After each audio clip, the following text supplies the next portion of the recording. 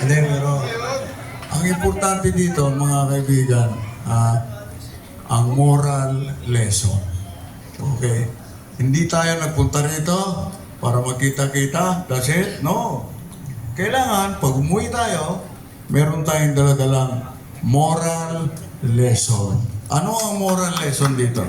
Ang moral lesson, napaka-intindi, napaka-bigat ng moral lesson dito. Kasi dito, ngayon, ang tawag dito, experience. Ang experience, bawat experience, ay siyempre valid, no? Kaya bawat experience ay merong tinatawag na kailangan merong theory, merong idea, concept, ay ano yun?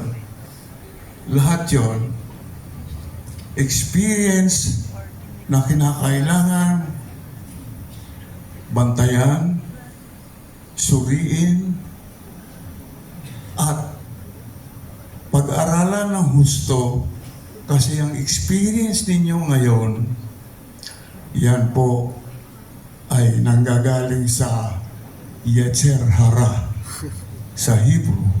Sa English, evil inclination, at sa Tagalog, masamang hangarin.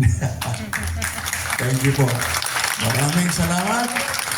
At kayo po ay pag-uwi sa bahay, peace lang. Okay? Mr. Mike Happy Thank you po, very mga much. kaibigan!